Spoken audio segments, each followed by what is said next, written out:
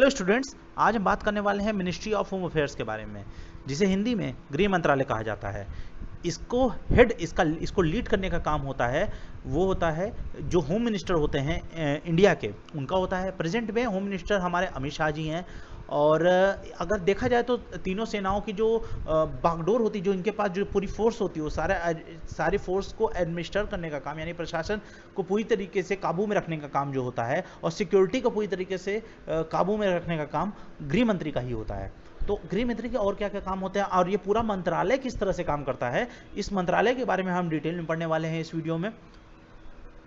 तो सबसे पहले हम आपको एक ब्रीफ में समझा दें, इससे पहले कि हम डिटेल में सारी चीज़ें शुरू करें, हम ब्रीफ में आपको समझा देते हैं कि आखिर गृह मंत्रालय एक्चुअल में करता क्या है। तो हम आपको ये बता देते हैं। तो देखिए, गृह मंत्रालय जो होता है उसकी कई रिस्पॉन्सिबिलिटीज़ होती हैं, लेकिन उसमें अगर सबसे इंपॉर्टेंट बात करें तो वो होता है इंटरनल सिक्योरिटी, यानी आंतरिक सुरक्षा, बॉर्डर मैनेजमेंट, यानी कि बॉर्डर पे चीज़ों को मेंटेन करना, सेंट्रल स्टेट रिलेशन, जो सेंटर और स्टेट के बीच में रिलेशन को मेंटेन करने की जिम्मेदारी होती है, और साथ ही साथ जो यूनियन टेरिटरीज होते हैं उनकी एडमिनिस्ट्रेशन करना, उनका management, central armed police forces का मैनेजमेंट और डिजास्टर मैनेजमेंट से रिलेटेड सारे काम ये देखते हैं। अगर आप देखेंगे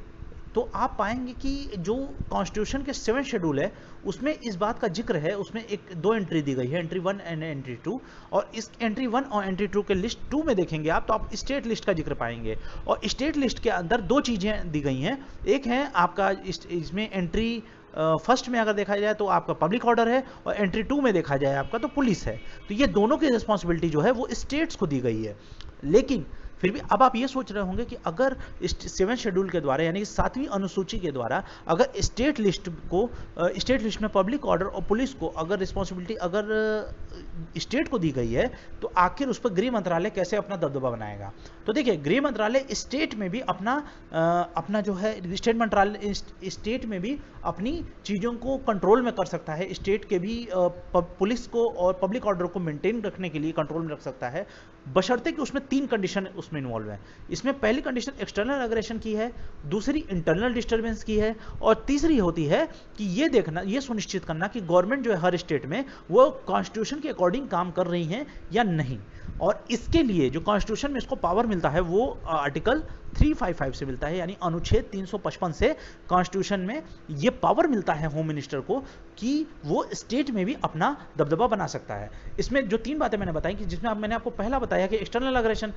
अग्रेशन क्या होता है कि अगर बाहर से कोई हमला हो जाता है किसी स्टेट के ऊपर, तो उसमें गृह मंत्रालय अपना जो है इंटरफेरेंस कर सकता है और उस स्टेट को उस हमले से बचा सकता है। इंटरनल डिस्टर्बेंस हो जाए, यानी कि आंतरिक कलह हो जाए किसी चीज़ को लेके आपस में, अगर स्टेट का जो सीएम होता है वो मेंटेन ना कर पाए सारी चीज़ों को, या जो स्टेट के होम मिनिस्टर होते हैं वो चीज़ों को चीज़ें उनके हाथ से काबू से बाहर हो जाए, तो उसको मेंटेन करने का काम भी गृह मंत्रालय कर सकता है। और साथ ही साथ अगर जो तीसरा इसमें काम होता है वो ये होता है कि जो गवर्नमेंट होती है हर स्टेट की, वो कॉन्स्टिट्यूशन के अकॉर्डिंग काम कर रही है या नहीं, इसके अलग अलग तरीके हैं जानने के। इसकी एक अपनी पूरी डिटेल लिस्ट है। वो देखते हैं कि कॉन्स्टिट्यूशन के हिसाब से स्टेट चला, कहीं स्टेट अपनी मनमानी तो नहीं कर रहा है, कहीं स्टेट जो भी सेंटर की तरफ से उसको जो भी निर्देश मिल रहे हैं कहीं उसकी अवहेलना तो नहीं कर रहा है, कहीं उसको मना तो नहीं कर रहा है, या उसको नजरअंदाज तो नहीं कर रहा है। तो ये सारी चीज़ों को देखने का काम तब गृह मंत्रालय इस आर्टिकल 355 का प्रयोग करके अपने अंडर में स्टेट के पुलिस और पब्लिक ऑर्डर को ले सकता है। अब देखिए, एक साथ और ये कि जो मिनिस्ट्री ऑफ होम अफेयर्स होता है ये कॉन्टिन्यूसली देखता रहता है जो इंटरनल सिक्योरिटी सिचुएशन क्या है, कि किसी जो देश में इंटरनल सिक्योरिटी कैसी है, उसकी सिचुएशन क्या है कैसे, और साथ ही साथ वो इशू करता है जो भी एडवाइजरीज होते हैं समय समय पे वो, और इंटेलिजेंस इनपुट्स जो होता है वो शेयर करता है, जैसे कि देश में क्या चल रहा है, आंतरिक चीज़ें किस तरह से हो रही हैं, और जो भी जैसे आईबी हुआ, आपका जो है रॉ हुआ, तो इसमें ये सारी चीज़ों को ये गृह मंत्रालय का काम होता है उसको रिपोर्ट करना। और साथ ही साथ जो है ये मैन पावर और फाइनेंशियल सपोर्ट को भी बढ़ाने का काम करता है जो स्टेट में, और गाइडेंस और एक्सपर्टाइज होता है जो स्टेट गवर्नमेंट का, जो जिससे कि स्टेट सिक्योरिटी, पीस और हार्मोनी तीनों को मेंटेन करके रख सके बिना स्टेट की कॉन्स्टिट्यूशनल राइट को में कोई किसी तरीके का दखलंदाजी किए। तो वो काम भी MHA करता है, यानी कि गृह मंत्रालय करता है उसको। तो मतलब गृह मंत्रालय का काम जो होता है वो अगर देखा जाए तो इंटरनल सिक्योरिटी सिचुएशन को देखना, जो भी एडवाइजरी होती है उनको जारी करना, इंटेलिजेंस इनपुट को देना, मैन पावर फाइनेंशियल सपोर्ट बनाना, स्टेट को गाइडेंस देना और स्टेट को एक्सपर्ट प्रोवाइड कराते रहना, जिससे कि स्टेट में सिक्योरिटी, पीस और हार्मोनी बनी रहे, लेकिन हाँ ये भी ध्यान में रखना होता है कि कहीं वो स्टेट की कॉन्स्टिट्यूशन जो स्टेट को संवैधानिक जो अधिकार मिले हैं कहीं उसको तो नहीं है तोड़ रहा, तो ये भी चीज़ होती है। अब देखिए ये जो डिवीज़न आपको दिख रहे हैं सारे, ये सारे डिवीज़न जो है ये इसके बारे में अभी हम लोग पढ़ेंगे अभी वीडियो में, और ये सारे डिवीज़न जो हैं उनको देखेंगे, और डिवीज़न यही सारे डिवीज़न होते हैं जिसके अंडर में जो मिनिस्ट्री ऑफ होम अफेयर्स ने बनाया है, जिसके तहत वो काम करता है अपना। तो फ्रेंड्स, चैनल को अभी तक सब्सक्राइब नहीं किए होंगे तो कर लीजिएगा, और साथ ही साथ बेल आइकॉन को भी हिट कीजिएगा, जिससे कि इस तरह की इन्फॉर्मेटिव वीडियो आपको मिल सके। बहुत ही इंपॉर्टेंट वीडियो है ये, तो इसमें मिस मत कीजिएगा। अब हम बात करते हैं सबसे पहली चीज़ एडमिनिस्ट्रेटिव डिवीज़न के बारे में। तो देखिए ये डिवीज़न जो होता है ये रिस्पॉन्सिबल होता है जो भी एडमिनिस्ट्रेटिव और विजिलेंस के काम होते हैं, निगरानी के जितने मैटर्स होते हैं जो अलग अलग डिवीजन्स मिनिस्ट्री के अलग अलग डिवीजन्स में दिए जाते हैं, अलग अलग भाग में दिए जाते हैं, उनकी निगरानी का काम ये एडमिनिस्ट्रेटिव डिवीज़न करता है। इसको एक नोडल डिवीज़न भी कहा जाता है। आरटीआई से रिलेटेड आरटीआई 2005 से रिलेटेड जो भी मैटर्स होते हैं उनको हैंडल करता है ये, और साथ ही साथ ये डील करता है जो भी एडमिनिस्ट्रेटिव मैटर्स होते हैं सेक्रेटेरिएट सिक्योरिटी ऑर्गेनाइजेशन, यानी कि सचिवालय सुरक्षा संगठन के तहत, यानी कि जो अलग अलग स्टेट में भी सचिवालय होते हैं और सेंट्रल सेक्रेटेरिएट भी होता है, तो उसकी सिक्योरिटी को मेंटेन करना, उसके सिक्योरिटी पर पूरी तरीके से नज़र रखना, उसके सारे प्रशासनिक कामों को करना, ये भी इसके एडमिनिस्ट्रेटिव डिवीज़न के अंतर्गत ही आता है। अब बात करते हैं दूसरी यानी जुडिशियल विंग के बारे में। तो जुडिशियल विंग जो होता है ये एडमिनिस्ट्रेटिव डिवीज़न के ही अंतर्गत आता है, जो इसका न्याय विभाग होता है, और ये डील करता है उन मैटर जो कि लेजिस्लेटिव एस्पेक्ट से रिलेटेड होते हैं, और जिसमें इंडियन पीनल कोड और कोड ऑफ क्रिमिनल प्रोसीजर और साथ ही साथ जो कमीशन ऑफ इंक्वायरी एक्ट जो लगाया जाता है उस पर ये जुडिशियल विंग जो होते हैं उन पर ही काम करता है। और साथ ही साथ ये हैंडल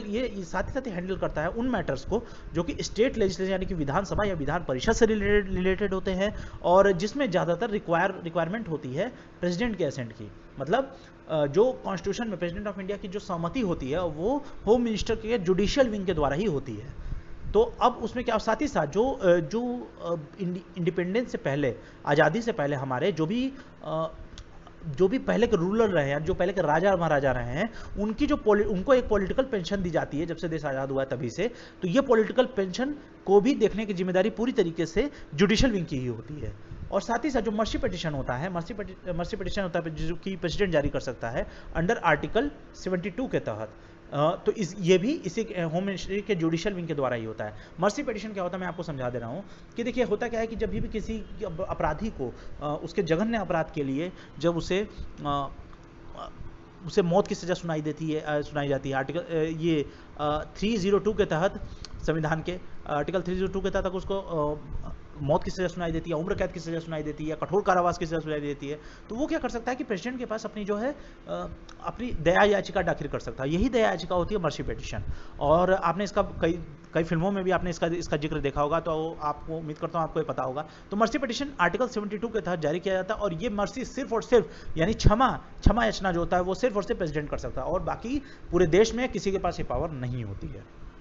हाँ, अगर स्टेट में अगर देखा जाए तो गवर्नर के पास भी ये पावर होती है, पर गवर्नर को भी प्रेसिडेंट से सलाह लेने की जरूरत होती है इस मैटर से रिलेटेड। अब इसमें अब देखिए, अब तीसरे हम लोग बात करते हैं एक बॉर्डर, इसमें आता है बॉर्डर मैनेजमेंट 1 और बॉर्डर मैनेजमेंट 2, ये दो चीज़ें हैं इसमें। तो हम लोग पहले बॉर्डर मैनेजमेंट 1 के डिवीज़न को देखा जाए कि ये क्या काम करता है। तो ये डिवीज़न जो होता है ये डील करता है उन इशू को जो कि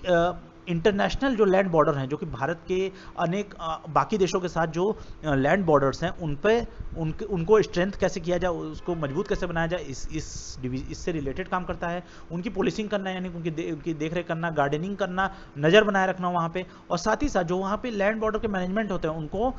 हैंडल करना। और ऐसा करने के लिए वो क्या करता है, क्रिएट करता है, इम्प्रूव करता है वहाँ के इंफ्रास्ट्रक्चर को, जैसे कि बॉर्डर फेंसिंग करना, बॉर्डर के चारों घेरा बना के अपने बॉर्डर को सेफ रखना, रोड्स बनाना, फ्लड लाइटनिंग करना, और साथ ही साथ जो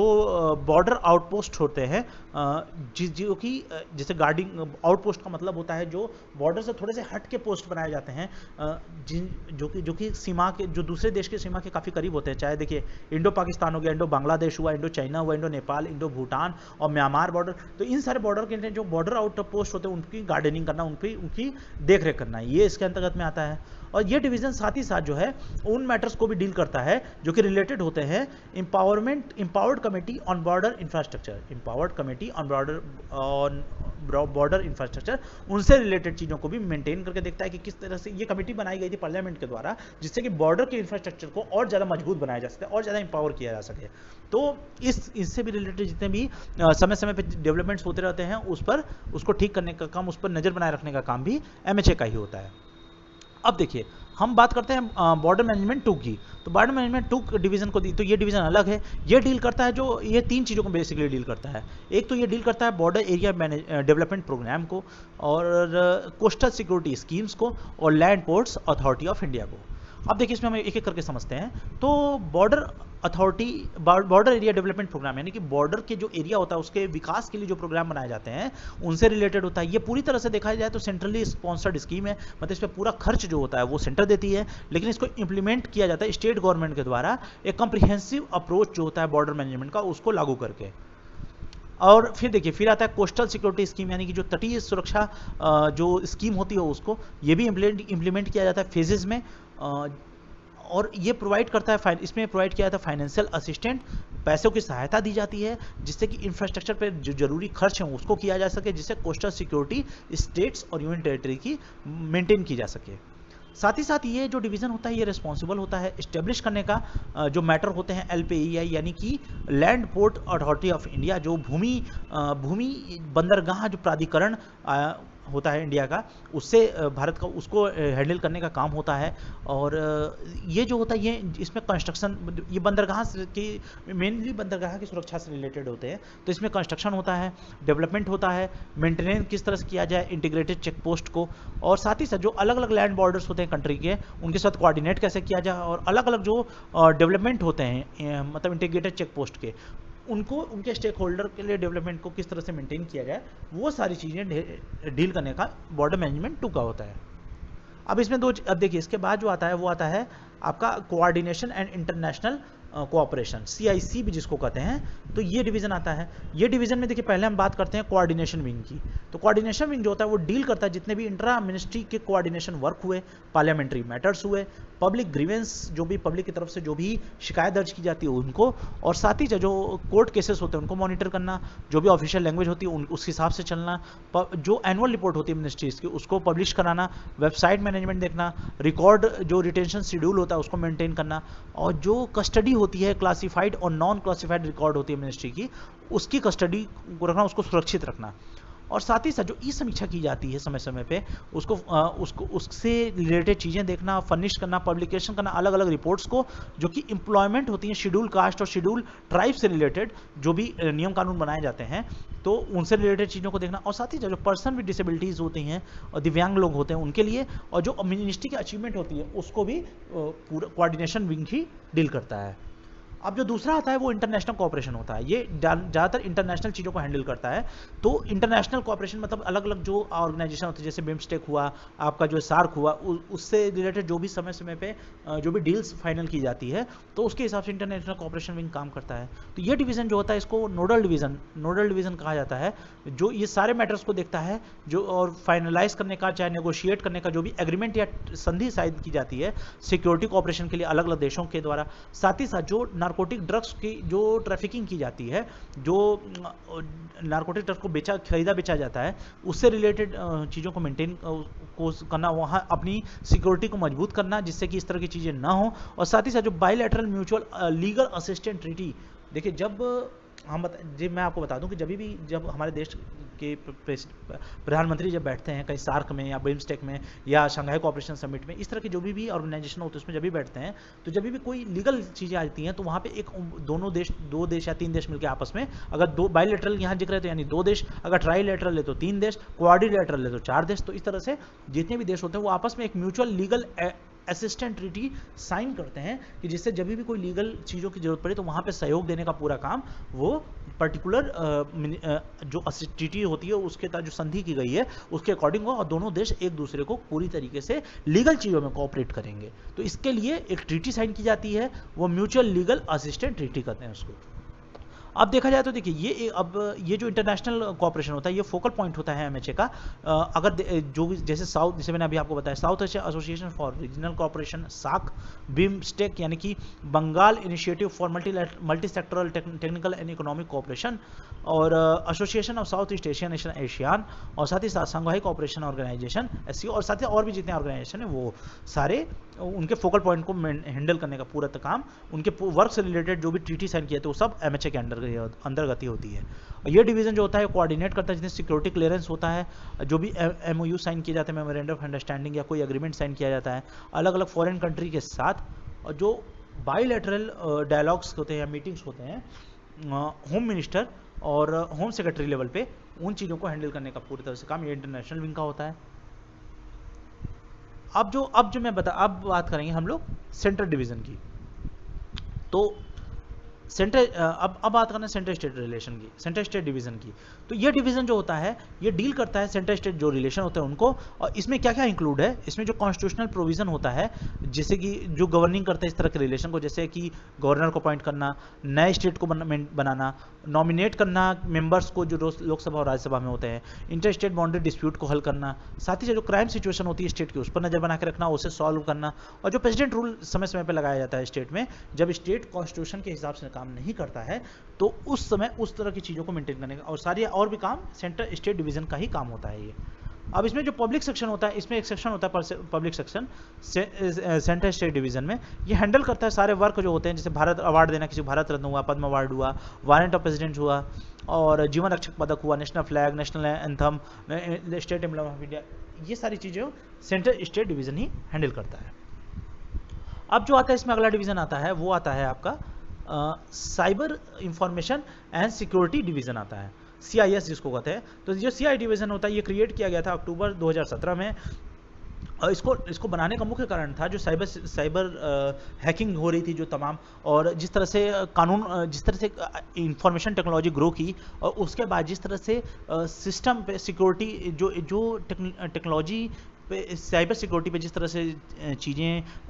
प्रभावी हुई और साइबर क्राइम जिस तरह से देश में बढ़े, तो उनको हैंडल करने के लिए अक्टूबर 2017 में CIS डिवीज़न बनाया गया था। और ये साइबर सिक्योरिटी और साइबर क्राइम को देश में जो चल रहे हैं उनको हैंडल करता है। ये डिवीज़न जो होता है वो उन मैटर्स को भी हैंडल करता है जो कि इम्प्लीमेंटेशन होते हैं, जो national information security policy and guideline NISPG, उनको हैंडल करना। और ये होता है सारे मिनिस्ट्रीज और डिपार्टमेंट के द्वारा साइबर सिक्योरिटी और रिस्क असेसमेंट होना, जो IT इंफ्रास्ट्रक्चर मेंटेन करना अलग अलग स्टेट गवर्नमेंट मिनिस्ट्रीज और डिपार्टमेंट और संगठन ऑर्गेनाइजेशंस में, और साथ ही साथ कोऑर्डिनेट करना जो साइबर क्राइम होता है देश में उसको, उसके जो सिचुएशन होती है उसको हैंडल करना, और जो भी स्कीम होती हैं साइबर क्राइम जो कि वुमेन या चिल्ड्रन के अगेंस्ट होता है, जैसे पोर्नोग्राफी हो गई या चाइल्ड पॉर्न हो गया, तो इस तरह की चीज़ों को साइबर क्राइम के अगेंस्ट हैंडल करने का काम भी इसी डिवीज़न का होता है। और Indian cyber crime coordination centre भी को मेंटेन करना, I4C जिसको कहते हैं, उसको मेंटेन करना, और साथ ही साथ इस्टेब्लिश करना जो एक साइबर फॉरेंसिक लेबोरेटरी होती है उसको, और रेगुलर इंफॉर्मेशन सिक्योरिटी ऑडिट्स करते रहना समय समय पे, और इंटरनेशनल कन्वेंशन जो भी साइन किए जाते हैं साइबर सिक्योरिटी और साइबर क्राइम के ऊपर, उन पर नज़र बना के रखना, और नेट ग्रिड यानी कि नेशनल इंटेलिजेंस ग्रिड उस पर भी अपनी पूरी नज़र बना के रखना, और उसको मेंटेन करके रखना, और सिक्योरिटी को ज़्यादा से ज़्यादा मजबूत रखने का काम ये इस CIS डिवीज़न का होता है। फिर अगर देखा जाए तो फिर आता है आपका counter terrorism and counter radicalization division होता है। टेररिज्म तो आप जानते ही आतंकवाद होता है। रेडिकलाइजेशन क्या होता है? रेडिकलाइजेशन उग्र सुधारवाद को कहते हैं। जैसे मान लीजिए कि किसी स्टेट में या किसी पर्टिकुलर रीजन में ऐसा होता है कभी कभी कि लोगों को लगता है, वहाँ के जो लोकल्स होते हैं उनको लगता है कि उनके ऊपर बहुत ज़्यादती की जा रही है या उनकी बातें सरकार नहीं सुन रही है, तो वो अपना एक ग्रुप बना के ज़बरदस्ती अपनी बात सरकार को मनवाने के लिए तरह तरह के टैक्टिक्स यूज़ करते हैं। जैसे नक्सलवाद हुआ है, ये सारी चीज़ें, ये सब रेडिकल ग्रुप के अंतर्गत ही आते हैं। तो ये सारे ग्रुप को किस तरह से हैंडल करना है वो देखने का काम होम मिनिस्ट्री का होता है। तो अब देखिए जो इसको CTCR डिवीज़न कहा जाता है, ये डील करता है उन मैटर्स को जो कि पॉलिसी से रिलेटेड होते हैं, जो भी ऑपरेशनल इशू होते हैं टेररिज्म के उनसे रिलेटेड, और किस तरह से रेडिकलाइजेशन और डीरेगलाइजेशन को हटाया जा सकता है, काउंटर किया जा सकता है। साथ ही साथ जो फाइनेंसिंग होती है टेररिज्म की, उसको किस तरह से कंट्रोल किया जाए, उसको ख़त्म किया जाए किस तरह से, और एडमिनिस्ट्रेटिव, फाइनेंशियल और स्टैट्यूटरी मैटर्स जो होते हैं NIA यानी नेशनल इंटेलिजेंस एजेंसी की, उनको पूरी तरह से देखना, यानी कि जैसे एडमिनिस्ट्रेटिव प्रशासनिक चीज़ें हो गई NIA की, फाइनेंशियल उनको सपोर्ट देना, जो जैसे उनके NIA के कई ऑपरेशन चलते रहते हैं देश में ज़्यादा से ज़्यादा इंटेलिजेंस गेन करने के लिए, इंटेलिजेंस इनपुट्स के लिए, तो उसके लिए पैसे लगते हैं, तो ये पैसे की भी पूरा व्यवस्था करना इसी डिवीज़न का काम होता है। और साथ ही साथ जो स्टैट्यूटरी मैटर्स होते हैं जो कि टेम्पररी पीरियड के लिए होते हैं, उनको भी पूरी तरह से देखने का काम जो पार्लियामेंट समय समय पर बनाती रहती है, वो NIA के अंडर में, सिक्योरिटी के डिवीज़न के अंतर्गत, तो वो काम भी CTCR के डिवीज़न के ही अंदर में होता है। अब बात करते हैं डिजास्टर मैनेजमेंट की। अब अगला आता है तो डिजास्टर मैनेजमेंट डिवीज़न जो होता है, ये डिजास्टर से रिलेटेड होता है, तो ये रिस्पॉन्सिबल होता है लेजिस्लेशन से रिलेटेड, पॉलिसी, कैपेसिटी बिल्डिंग करना, प्रिवेंशन करना, क्या करना, और जो भी डिजास्टर हो रहे हैं उनको ना हो पाए इसलिए उस पर ध्यान देना, लॉन्ग टर्म जो रिहेबिलिटेशन बनाना, यानी कि जो लोग जिनका सीधा असर डिजास्टर से, जिनकी ज़िंदगी पर सीधा असर पड़े, जिनके घर उजड़ जाते हैं, तो उनको एक नई जगह बसाने, उनको उसी को रिहेबिलिटेट करते हैं, तो उसे नई जगह लॉन्ग टर्म के लिए इस्टेब्लिश करना, वो काम होता है। रिस्पॉन्स, रिलीफ, और जो भी नेचुरल कैलेमिटीज़ होते हैं उनसे प्रिपेयर होना। मैन मेड डिजास्टर जो होते हैं, देखिए मैन मेड डिजास्टर मैंने आपको पिछली वीडियो में भी समझाया था कि उसमें मैन मेड डिजास्टर में वो चीज़ें आती हैं जैसे कि टेररिस्ट अटैक हो गए या कोई ऐसी चीज़ की जो इंसानों के द्वारा बनाई गई है। लेकिन इसमें दो चीज़ों को बाहर रखा गया है, एक ड्रॉट को बाहर रखा गया यानी कि सूखी की स्थिति को, और दूसरा जो है एपिडेमिक्स को, यानी कि जिस तरह कोविड-19 सिचुएशन आई थी, जो पर्टिकुलर कोई बीमारी पर्टिकुलर रीजन में फैल जाती है या पर्टिकुलर स्टेट में फैलती है तो उसे एपिडेमिक कहते हैं, तो मतलब कम एरिया में होती है। वही अगर पूरे वर्ल्ड में फैल जाती है तो उसे पेंडेमिक कहते हैं। तो ये सारी चीज़ें, तो ये देखने का काम डिजास्टर मैनेजमेंट डिवीज़न का होता है। अब देखिए जो अगला होता है वो फाइनेंशियल डिवीज़न है। तो फाइनेंशियल डिवीज़न क्या करता है? फाइनेंशियल डिवीज़न होता है रिस्पॉन्सिबल होता है कि जो फॉर्मुलेट करना, ऑपरेट करना और कंट्रोल करना, जो बजट होती है मिनिस्ट्रीज़ की, वो किस तरह से बजट को फॉर्मुलेट करके किस तरह से कम बजट में ज़्यादा से ज़्यादा ज़्यादा इनपुट देके कम इनपुट देके ज़्यादा से ज़्यादा आउटपुट निकाला जा सके, उसके लिए जो फार्मूला बनाना होता है, जिस तरह से स्ट्रेटजी मेकिंग होती है, और ऑपरेट करना, कंट्रोल करना बजट के मिनिस्ट्रीज़ को, वो देखने का काम होता है। और सारे बाकी के मैटर जो होते हैं जो कि एक्सपेंडिचर किस तरह से कंट्रोल, खर्च को किस तरह से कंट्रोल किया जाए, मॉनिटर किया जाए, और फाइनेंशियल एडवाइस जो देना होता है, वो सारा फाइनेंशियल डिवीज़न के अंतर्गत ही आता है। अब इसमें एक डिवीज़न होता है फॉरेनर डिवीज़न। तो फॉरेनर डिवीज़न जो होता है ये डील करता है उन मैटर्स को जो कि वीज़ा से रिलेटेड है, प्रोटेक्टेड एरिया परमिट जारी करना, रिस्ट्रिक्टेड एरिया परमिट जारी करना, immigration, citizenship, overseas citizens of India, acceptance of foreign contribution को एक्सेप्ट करना, और साथ ही साथ जो केयर होता है फॉरेनर्स का, उसको लेते रहना समय समय पे, वीज़ा बनाना, पर प्रोटेक्टेड एरिया में जो प्रोटेक्टेड एरिया उनमें परमिट देना, और साथ ही साथ रिस्ट्रिक्टेड एरिया होता है, ये सब जो फॉरेनर्स के लिए होते हैं, तो ये फॉरेनर डिवीज़न ये काम सारा देखता है। और इसके बाद आता है आपका जो है freedom fighter and rehabilitation division आता है। तो इसमें आता है जो ये डिवीज़न होता है, ये बनाया गया था कि जिससे कि जो स्वतंत्रता सैनिक होते हैं उनके सम्मान पेंशन स्कीम को इम्प्लीमेंट करने के लिए, और साथ ही साथ उन स्कीम्स के लिए भी जो जितने माइग्रेंट होते हैं जो फॉर्मर वेस्ट पाकिस्तान के रहे हैं, और फॉर्मर वेस्ट पाकिस्तान के या ईस्ट पाकिस्तान के रहे हैं, और साथ ही साथ जो श्रीलंकन हैं और तिब्बतियन रिफ्यूजी हैं, उनके लिए जो रिलीफ पैकेज की जारी किया था वो, और साथ ही साथ उन चीज़ों को भी हैंडल करता है जो कि प्रशासनिक चीज़ें मेंटेन करना, जो एनिमी प्रॉपर्टी एक्ट होता है 1968 के अंदर। जैसे क्या होता है कि जब पहले पाकिस्तान में भी कई बार जिस तरह से जैसे बांग्लादेश बना, उसके बाद जो है अलग सिक्किम को लिया गया अंडर में, तो इस तरह से क्या हुआ कि कई वहाँ के एनिमी थे, तो वो एनिमी की प्रॉपर्टी को उन्होंने अंडर में ले लिया। या पाकिस्तान का जब इंडिया पाकिस्तान का बंटवारा हुआ तो उसमें भी कई प्रॉपर्टी रह गई थी इंडिया में पाकिस्तान के वहाँ के लोगों की, तो वो भी एनिमी प्रॉपर्टी एक्ट के अंतर्गत आ गया। तो इस तरह से ये एनिमी प्रॉपर्टी एक्ट 1968 में बनाया गया था, जिससे कि जो दुश्मन होते हैं उनकी प्रॉपर्टी को किस तरह से सरकार अपने यूज़ में ले सकती है, इस एक्ट के में इन्हीं सारी चीज़ों का जिक्र है। अब आता है आपका जो इंटरनल सिक्योरिटी आता है। इंटरनल सिक्योरिटी में दो डिवीज़न है, इंटरनल सिक्योरिटी 1 और इंटरनल सिक्योरिटी डिवीज़न आता है। ये डील करता है, इंटरनल सिक्योरिटी 1 डिवीज़न जो होता है ये डील करता है उन मैटर्स को जो कि इंटरनल सिक्योरिटी से रिलेटेड होते हैं, लॉ एंड ऑर्डर से रिलेटेड, पंजाब पंजाब से रिलेटेड, नेशनल इंटीग्रेशन से रिलेटेड, और साथ ही साथ साथ ही जो कम्युनल हार्मोनी होती है, जो देश में जो धर्म को ले लड़ाइयाँ होती हैं, झगड़े होते हैं, उनको लेके दंगे फसाद जो होते हैं उनको देखना, उनको उनमें शांति व्यवस्था बना के रखना। अयोध्या का उस समय अयोध्या का भी मैटर चल रहा था, तो अयोध्या के मैटर को रखा गया था। नेशनल यूनिटी डे को ऑब्जर्व करना, आर्म्स को, एक्सप्लोसिव को देखना, ध्यान देना उस पर, और साथ ही साथ जो सिक्योरिटी होती है पर्सनस की उनको देखना, और उसके लिए जो तरह तरह के जो इंफ्रास्ट्रक्चर बिल्ड किए जाते हैं, जो तरह तरह के इनपुट्स के द्वारा जो जितने इम्पोर्टेंट टेक्नोलॉजी होती है उसको इंस्टॉल करने का काम, साथ ही साथ जो सिक्योरिटी क्लियरेंस करना, जो प्रोजेक्ट से रिलेटेड होते हैं, प्रोजेक्ट और प्रपोजल से रिलेटेड उनको देखना, और जो मैटर होते हैं जो bureau of police research and development के द्वारा देखना, वो उनको देखते रहने का काम होता है। और साथ ही साथ जो राष्ट्रीय रक्षा यूनिवर्सिटी है उसको इस्टेब्लिश करना, और उससे रिलेटेड जो भी काम होते हैं वो इंटरनल सिक्योरिटी 1 के तहत देखे जाते हैं। ये होता है। अब उसके बाद आता है आपका जो है department of Jammu and Kashmir and Ladakh affairs. तो देखिए पहले क्या था कि जम्मू एंड कश्मीर जब से अलग हुआ है, वापस रीऑर्गेनाइज हुआ है यूनियन टेरिटरी में, जिसमें Jammu and Kashmir union territory of Jammu Kashmir बना और यूनियन टेरिटरी ऑफ लद्दाख बना, जम्मू एंड कश्मीर रीऑर्गेनाइजेशन 2019 के तहत। तो उस समय क्या हुआ था, department of Jammu and Kashmir affair अलग बनाया गया, उसको रीस्ट्रक्चर किया गया और वापस उसको रीनेम दिया गया department of Jammu Kashmir and Ladakh affair, उसमें लद्दाख को भी ऐड कर दिया गया। तो अब ये जो डिपार्टमेंट होता है जम्मू कश्मीर एंड लद्दाख अफेयर का, ये डील करता है उन मैटर्स को जो कि यूनियन टेरिटरी ऑफ लद्दाख के हैं, यूनियन टेरिटरी ऑफ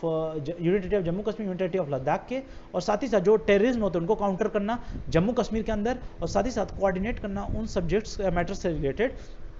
जो कि स्पेसिफिकली अलॉटेड किए गए हैं मंत्रालय को, डिपार्टमेंट को, जो गवर्नमेंट ऑफ इंडिया की होती है उनको,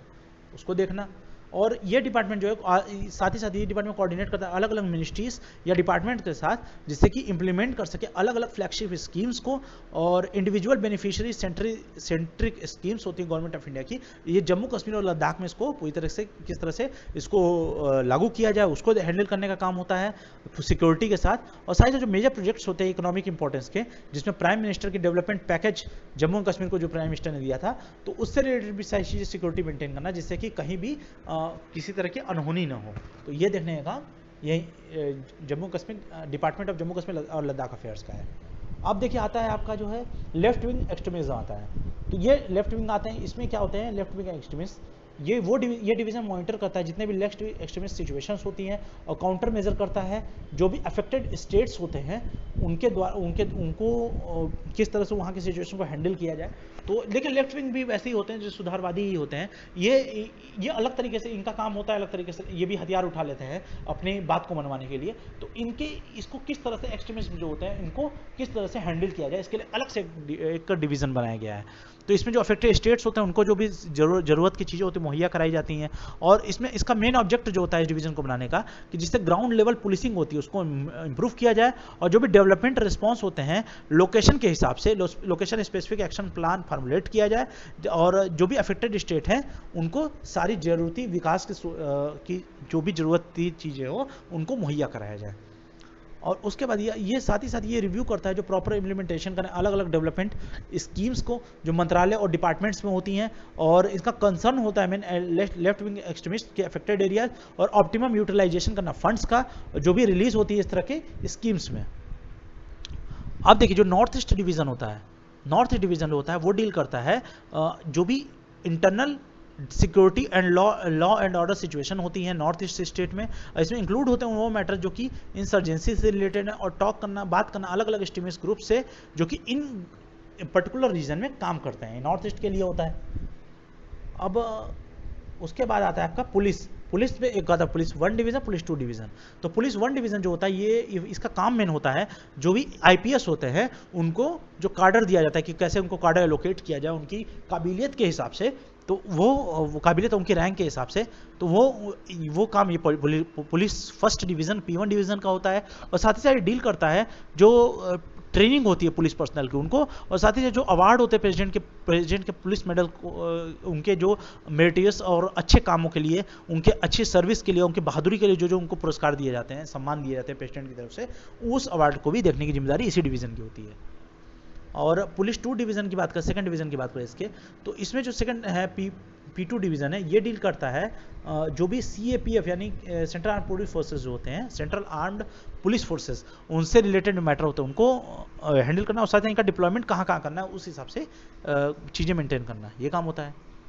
अब जो आता है अगला, वो आता है पुलिस मॉडर्नाइजेशन डिवीज़न। इसमें पुलिस को मॉडर्न करने का काम करता है, पुलिस को जरूरी मॉडर्न टेक्नोलॉजी मुहैया कराना, वो काम होता है। तो पुलिस मॉडर्नाइजेशन डिवीज़न ही हैंडल करता है वर्क जो भी होते हैं, स्टेट पुलिस फोर्स को मॉडर्न करना, और साथ ही जो प्रोविजनिंग होते हैं इसमें अलग अलग आइटम्स होते हैं, जैसे कि CAPF को मॉडर्न बनाना, पुलिस कम्युनिकेशन को बेहतर बनाना, पुलिस रिफॉर्म, पुलिस में जो भी जरूरत रिफॉर्म है वो करना, एडमिनिस्ट्रेशन ऑफ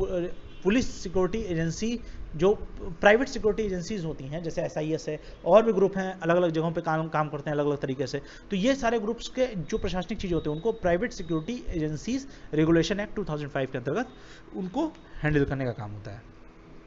उसके बाद देखिए यूनियन टेरिटरी डिवीज़न होता है,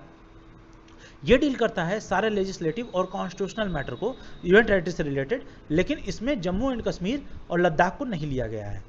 तो इसके क्योंकि जम्मू कश्मीर लद्दाख अभी हाल ही में अभी यूनियन टेरिटरीज को बनाया गया, तो इसके अभी पर्सनल ये MHA इसको अपने अंडर में लेके सारी चीज़ें department of Jammu Kashmir Ladakh affair के अंदर डाल दिया है। अभी इसको यूनियन टेरिटरी डिवीजन में नहीं रखा है, लेकिन हाँ अगर आगे चल के सिचुएशन वहाँ की नॉर्मल हो गई तो इसको भी यूनियन टेरिटरी डिवीजन में डाल सकता है। और इसमें साथ ही साथ इंक्लूड किया है नेशनल कैपिटल टेरिटरी, लेकिन इसमें दिल्ली इंक्लूड है, यूनियन टेरिटरी डिवीजन में दिल्ली इंक्लूड है। इसके सारे लेजिस्लेटिव और कॉन्स्टिट्यूशनल डिवीजन को हैंडल करता है ये। और ये साथ ही साथ ये फंक्शन करता है एक कार्डर कंट्रोलिंग अथॉरिटी जो होती है अगमुत, जिसको अगमुत कार्डर कहा जाता है, यानी कि अरुणाचल प्रदेश, गोवा और Mizoram and union territory. AGMUT Arunachal Pradesh, Goa and Mizoram, इसका जो कार्डर होता है IAS के उनको देना, और IAS और IPS के, और साथ ही डेनिक्स ग्रुप होते हैं यानी कि Delhi Andaman and Nicobar island civil services, DANIPS यानी Delhi Andaman and Nicobar police services, तो उनके रिलेटेड जो भी कार्डर कैसे एलोकेट करना है वो देता है। ये जो आते हैं ये सारे ग्रुप B में मैक्सिमम आते हैं, ये ग्रुप B में आते हैं, तो इन्हें हैंडल करने का काम सारा होता है। और साथ ही साथ ये रिस्पॉन्सिबल होता है जो भी क्राइम और लॉ एंड ऑर्डर से रिलेटेड सिचुएशन होती है यूनियन टेरिटरी में, उस पर अपनी नजर बना के रखने का काम इसका होता है। और अब लास्ट पॉइंट को देखा जाए तो इसमें आता है डिवीज़न